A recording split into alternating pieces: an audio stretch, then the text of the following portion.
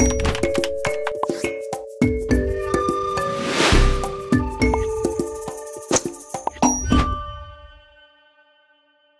ne sont pas ceux qui sont pris par force, enchaînés et vendus comme esclaves, qui sont les vrais esclaves. Ce sont ceux qui acceptent moralement et physiquement de l'être. Sur ce, mesdames, messieurs, bonjour. Très heureux de vous retrouver sur Panafricanist TV, la chaîne de télévision des panafricanistes. C'est votre chaîne de télévision qui vous apporte le meilleur de l'information sur un plateau d'or. Pour l'heure, nous sommes encore sur les plateformes numériques YouTube, Facebook, Instagram et TikTok. Vous n'avez qu'à liker nos pages et tout de suite, vous aurez des notifications lorsque nous allons diffuser. Bienvenue à toutes et à tous à cette autre édition de Parole aux panafricanistes. Et comme à notre habitude, nous allons nous interroger. Même mise des multinationales sur l'agriculture ukrainienne, le Fonds monétaire international et la Banque mondiale au cœur du conflit. En tout cas, nous nous interrogeons.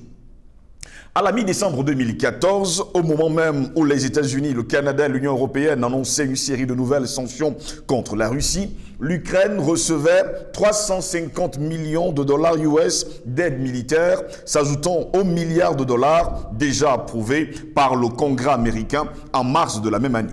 Le fait que les gouvernements occidentaux s'impliquent davantage dans le conflit ukrainien prouve qu'ils ont confiance dans le cabinet ministériel nommé par le nouveau gouvernement. C'était en décembre 2014.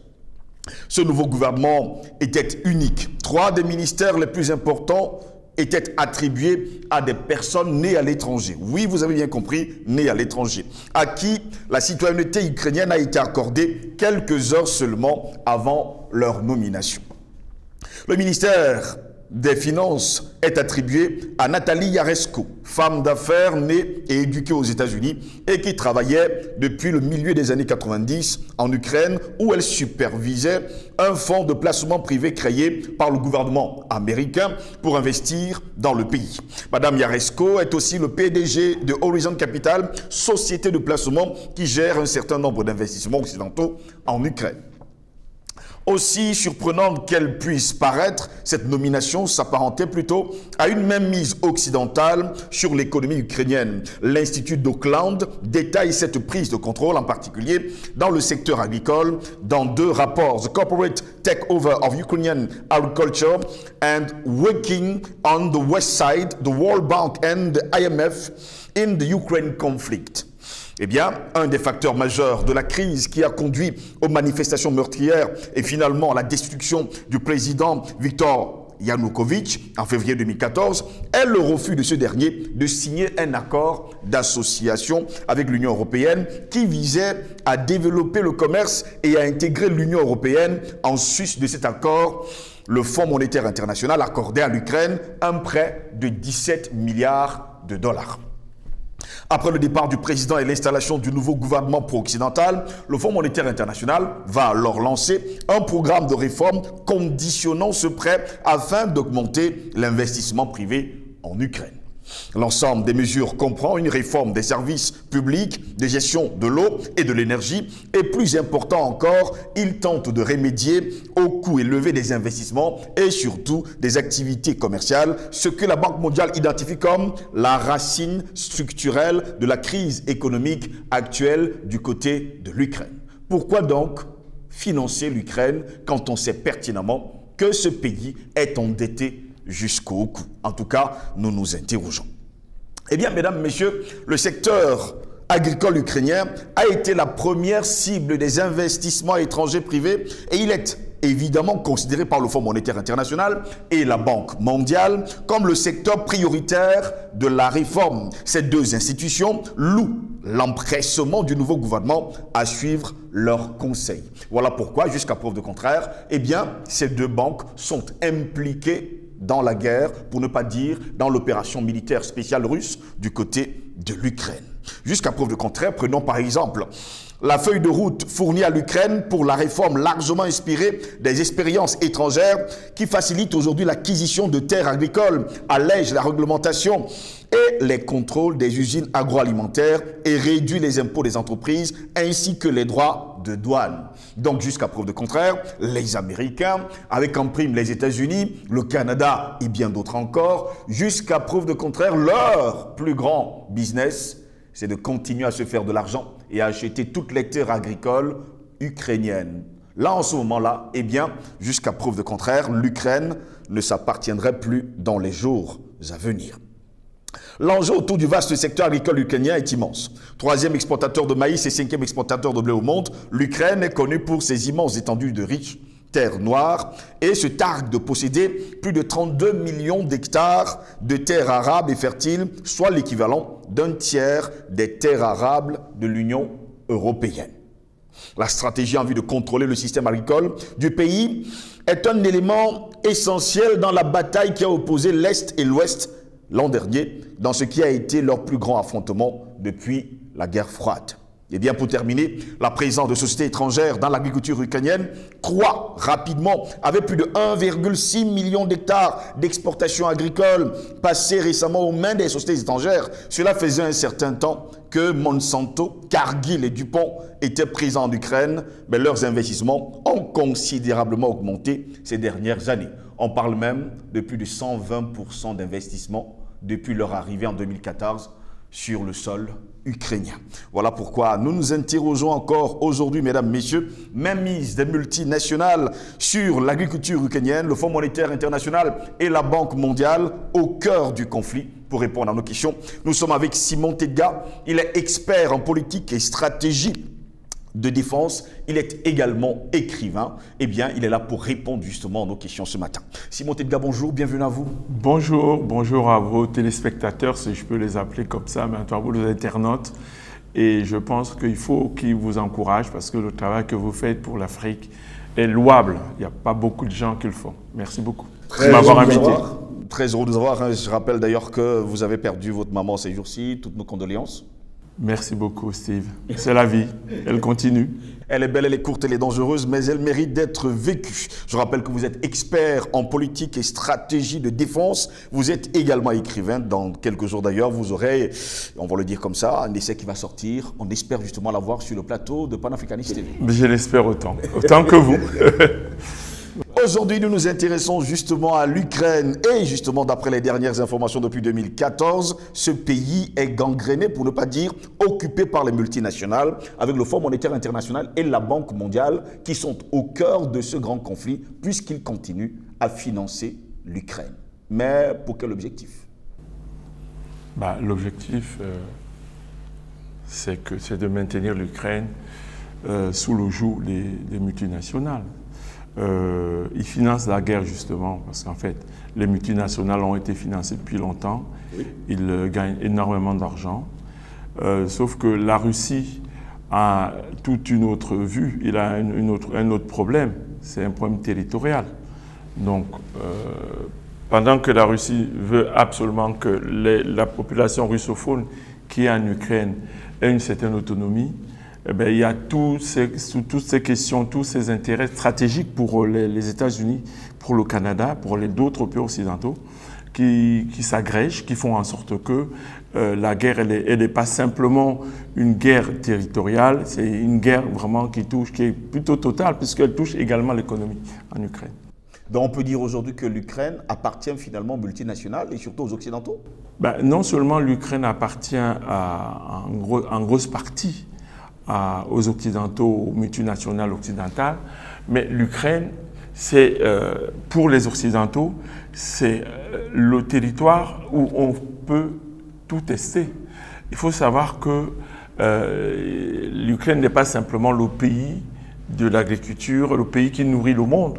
L'Ukraine, c'est également le pays où on peut trouver pratiquement tout, y compris les organes, puisque c'est là où les trafics humains sont signalés en Ukraine, autant que d'autres choses qu'on ne trouve pas ailleurs. Donc, en fait, les Occidentaux, avec l'Ukraine, ils ont une marge de liberté. D'ailleurs, on a découvert en Ukraine des laboratoires qui sont impliqués dans le problème du Covid, etc. Donc, l'Ukraine, vraiment, c'est un no man's land pour les multinationales, un no man's land qu'on peut cultiver comme on l'entend, comme on veut. Et effectivement, il est défendu bec et ongle par les États-Unis, qui ont des intérêts, des intérêts très très importants à défendre là-bas. Donc on peut dire aujourd'hui que l'Ukraine est prise en otage par l'Occident? Oui, c'est-à-dire qu'on peut, à travers d'ailleurs le chef de l'Ukraine, c'est-à-dire le président Zelensky, Oui. Quand on voit comment il est arrivé au pouvoir, tout le monde sait très bien qu'il est... C'est un homme lige, c'est vraiment un homme qui a été placé pour une mission. C'est quelqu'un qui a vraiment une mission. Et il faut savoir également qu'il est impliqué lui-même dans tous les trafics et dans ce que vous avez signalé sur les multinationales. Oui. Il est actionnaire de plusieurs multinationales. Il fait partie intégralement des acteurs économiques qui peuvent être considérés comme ceux de l'extérieur à l'Ukraine. Hein. C'est pour ça qu'on voit bien que le combat qu'il mène, c'est à mort. C'est un combat à mort parce qu'ils savent très bien que si jamais l'Ukraine est vaincue, eh bien, tout ce que vous avez si bien décrit tout à l'heure, ça va s'effondrer. Donc, d'où ce qui explique une guerre qui, à mon avis, va durer assez longtemps. Pourtant, lorsque cette guerre, ou alors cette opération militaire spéciale russe a démarré le 24 février dernier, tout le monde, enfin les Occidentaux, déclaraient haut et fort que ça ne durerait pas un mois. Mais aujourd'hui, nous sommes à plus de 8 mois que ça dure. Oui, alors, il faut partir du fait que depuis 2014, il y a des hostilités en Ukraine, oui, entre le gouvernement et le Donbass.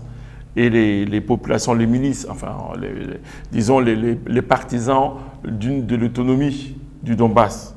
Et donc, ces gens-là ont été bombardés pendant 8 ans. Et étant russophones, c'est-à-dire ils parlent le russe, ils sont d'origine russe, parce qu'il faut peut-être rappeler, il faut rappeler pourquoi on trouve les Russes en Ukraine. Tout simplement parce que l'Union soviétique englobait tous ces États. L'Ukraine et la Russie faisaient partie du même bloc, quasiment c'était dans les mêmes républiques. Oui. Donc les Russes qui se sont trouvés en Ukraine, à un moment donné, on leur a demandé de ne plus parler russe, de parler ukrainien. Donc, il y a eu un problème. Ce problème-là dure depuis 8 ans. Et ces gens, ces populations qui se sont trouvées marginalisées ont fait appel à Poutine. Parce que Poutine fermait, il voulait vraiment considérer que c'était un problème ukrainien, mais à un moment donné, il n'a pas pu continuer à considérer que c'est l'Ukraine, puisque, en plus du fait que ces populations étaient toujours sous la menace, et même plus que sous la menace, agressées, il y avait aussi, de la part des États-Unis, de l'OTAN en général, la volonté d'associer l'Ukraine à l'Europe, à l'UE. Oui. Et par ce schéma, faire de l'Ukraine un pays de l'OTAN, chose que la Russie ne pouvait pas admettre, tout simplement. Jusqu'à preuve de contraire, on parle de cette opération militaire spéciale comme étant également une occasion de connaître la multipolarité dans le monde entier. Est-ce qu'on y arrivera? On y arrivera, on y est. On y est déjà. On y est. Je pense que le constat de tous les experts, c'est rien ne sera plus comme avant. C'est-à-dire qu'on n'aura plus les États-Unis qui vont dicter absolument ce qu'il faut, c'est que tout le monde doit faire avec le dollar. Oui. Nous allons vers une réorganisation des pays qui font qu'il y aura un contrepoids entre l'Occident et les autres. Mais quand je dis les autres, je ne parle pas de l'Afrique par exemple. Je parle des autres poids lourds qui sont par exemple l'Inde, la Chine, la Russie, oui, et tous ces pays qui sont la plupart du temps des pays qui possèdent l'arme nucléaire et qui représentent sur le plan géopolitique des puissances très importantes. Puissance très importante. Donc pour vous, la guerre ne s'arrêtera pas parce que jusqu'à preuve de contraire, l'Occident a tellement investi en Ukraine que jusqu'à preuve de contraire, elle a besoin de gagner cette guerre pour garder ses terres. Oui, c'est-à-dire que ce qui se passe, c'est que, tout comme la Russie d'ailleurs, oui, personne ne veut lâcher. Celui qui lâche perd énormément. Pour la Russie, ce serait une perte en prestige, pratiquement perte de dissuasion. Ça veut dire qu'elle ne fera plus peur. Pour l'Ukraine, la perte, c'est la perte de toutes ces richesses qui viennent des étrangers, notamment des Américains, et des Canadiens, des Anglais aussi, qui ont beaucoup investi en Ukraine. C'est pour ça qu'ils sont en avant dans toutes les opérations anti-russes. On voit qu'il y a des Anglais, qu'il y a des Canadiens, parce qu'effectivement, ils ont beaucoup investi, surtout dans le domaine agricole. 16 millions d'hectares d'exploitation agricole qui sont passés entre les mains des sociétés étrangères. Ce n'est pas beaucoup pour un État comme par exemple l'Ukraine. Mais on peut parler d'État de l'Ukraine, mais en réalité, l'Ukraine n'est pas un État, disons, indépendant et autonome par rapport aux grandes puissances occidentales. Et on voit très bien que dans la guerre qui est menée actuellement, que les Russes appellent opération spéciale, s'il n'y avait pas les pays occidentaux, l'Ukraine serait ravagée. Non, non, la guerre serait terminée depuis longtemps, puisque toutes les armes qu'ils ont aujourd'hui, ces armes l'ont été données par les Occidentaux. Et le financement des dizaines de milliards que vous citiez tout à l'heure, bon, ces dizaines de milliards viennent depuis 2014. Depuis 2014. Ben oui, ils sont financés. Depuis ce qu'ils ont appelé la révolution de Maïdan, qui en fait n'est pas tout à fait une révolution, c'est la prise de pouvoir des Occidentaux en Ukraine. Et c'est ce pouvoir qu'on veut conserver à tout prix et à tous les prix. Donc aujourd'hui, l'Ukraine n'existe même pas, si on peut vous comprendre. Non, je considère que l'Ukraine, c'est un enjeu économique, oui, beaucoup plus qu'une terre, enfin un pays, une nation qui défend sa souveraineté. C'est très très difficile. Cela dit, on ne peut pas enlever le fait que, on ne peut pas oublier que les Ukrainiens existent sur leur terre, mais les pauvres, ils ne maîtrisent absolument rien de ce qui se passe chez eux. C'est les États-Unis qui décident d'un côté et les Russes qui contrecarrent de l'autre. Et entre les deux, c'est les Ukrainiens qui payent. Et ils payent très très lourd, très lourdement. Finalement, aujourd'hui, on nous fait savoir que l'Ukraine est l'un des pays les plus endettés au monde et qui ne s'appartient plus. Donc finalement, Zelensky a joué son rôle super bien. Absolument. Ben, l'Ukraine ne s'appartenait déjà plus à cause des multinationales qui avaient comblé des dettes. Oui. Mais avec la guerre, c'est encore, j'allais dire, c'est encore pire, puisque toutes les armes que donnent ces pays, ce ne sont pas des dons. En fait, ce sont des prêts. Donc l'Ukraine devrait rembourser ça un jour ou l'autre. Comment l'Ukraine pourra rembourser? Puisque on sait que même les terres agricoles qui pouvaient rapporter de l'argent sont entre les mains des multinationales. Oui, justement, on se pose la question. Si l'Ukraine redevient un État, si jamais redevient un État autonome avec une force autonome, c'est-à-dire capable de se défendre, chose qu'à mon avis, j'ai beaucoup de mal à voir, c'est un État qui sera vraiment à refaire, qui aura peut-être besoin d'un plan, type plan Marshall. C'est-à-dire qu'il faudra considérer que ce pays ne peut pas rembourser. Comme on a fait avec la France après la guerre, il n'y avait pas assez d'argent en Europe.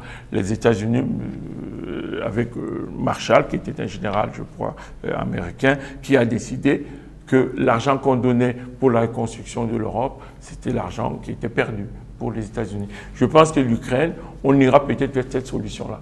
Parce que la dette de l'Ukraine, je ne peux même pas l'évaluer. Je ne sais même pas si quelqu'un peut l'évaluer.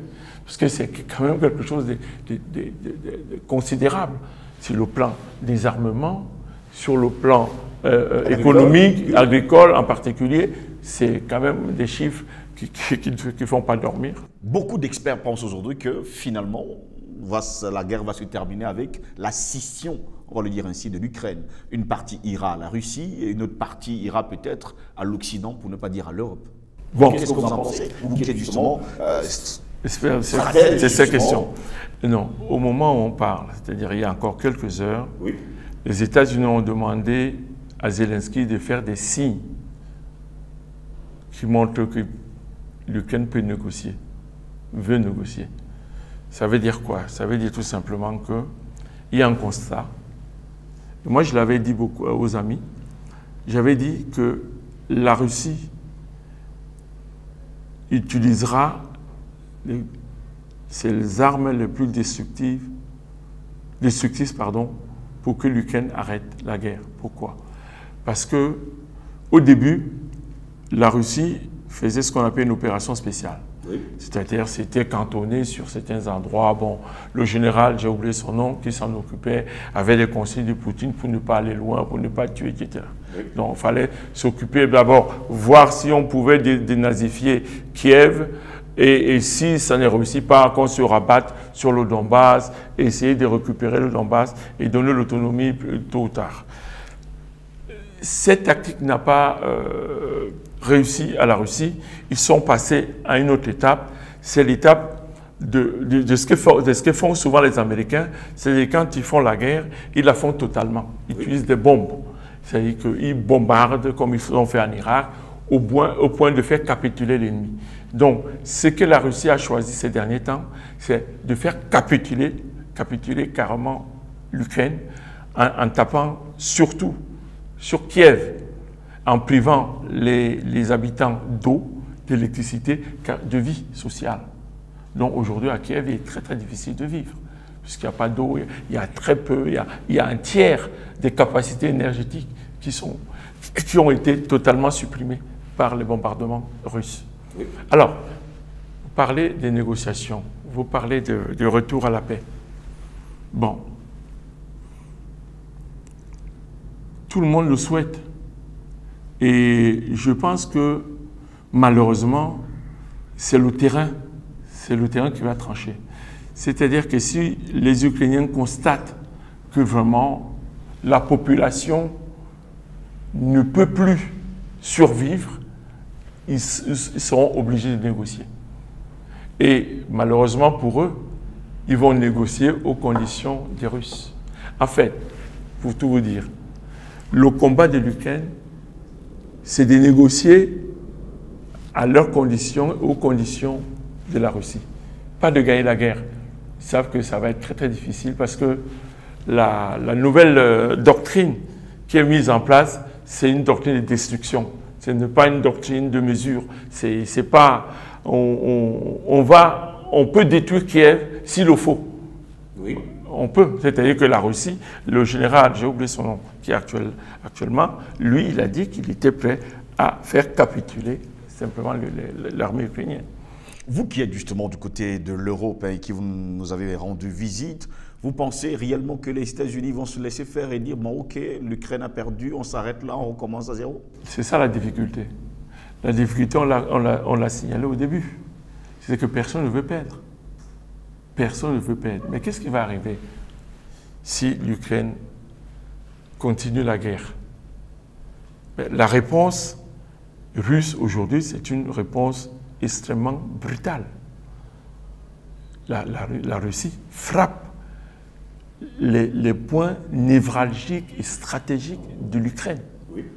Et ça, les États-Unis ne peuvent pas s'y opposer. C'est-à-dire qu'ils n'ont pas d'armes qui peuvent empêcher les missiles qui sont envoyés à Kiev ou non. Ils peuvent pas. Il y en a certaines qui arrivent. Bon, tous les missiles n'arrivent pas, mais la quantité qui arrive va détruire Kiev. Alors, justement, que peuvent faire les États-Unis? C'est ce que je vous ai dit, c'est ce que j'ai indiqué tout à l'heure en commençant. C'est qu'ils sentent bien qu'il faudra négocier très vite. Parce que si Kiev est détruit, oui. Si la ville de Kiev est détruite, si cette ville-là elle est détruite, les États-Unis vont perdre énormément. Parce que les Russes pourraient avoir accès à des documents ou à des choses qu'ils cachent pour le moment. Donc il ne faut surtout pas que les Russes arrivent à voir Kiev. Et c'est à ce niveau, à mon avis, qu'il y aura des négociations entre puissances. Il ne faut pas oublier que jusqu'à présent, les deux grandes puissances mondiales nucléaires, c'est les États-Unis et la Russie. Donc ils pourront trouver, à mon avis, un point de... Je pourrais parler de... Ils trouveraient peut-être un terrain où personne ne perd la face. ce sera difficile, mais je pense qu'on a... Le tyran ou perdant ne perdra la face, ce n'est pas la scission finalement de l'Ukraine. Non, les États-Unis admettront certainement de revenir aux accords de Minsk. Les accords de Minsk, c'est quoi? C'est que le Donbass, qui est proche de la Russie et qui est russophone, retrouve une autonomie, c'est-à-dire que c'est soit des territoires où on parle russe, qui deviendront russes, mais qui sont rattachés à l'Ukraine. Ça, ce sera la volonté de l'Ukraine. Et ce que les Russes vont essayer de faire, à mon avis, ce sera de dire qu'on a conquis ces territoires, ils font partie, puisqu'il y a eu des référendums, donc ils font partie de la Russie.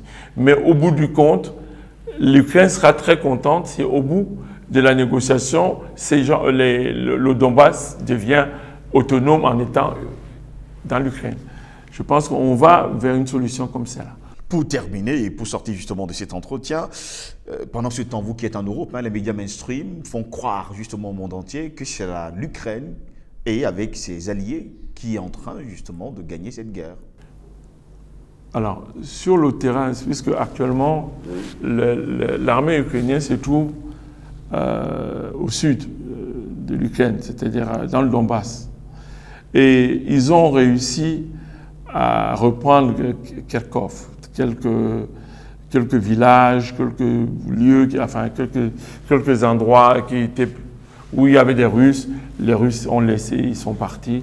Donc du coup, les médias même ils ont pensé qu'effectivement, il y a une faiblesse de la Russie, que la Russie n'avait pas les moyens de défendre ces territoires qu'ils avaient conquis et qui étaient passés par les référendums de l'Ukraine à la Russie, même si c'est un référendum qui ne sont pas reconnus par l'ONU, il faut le dire déjà.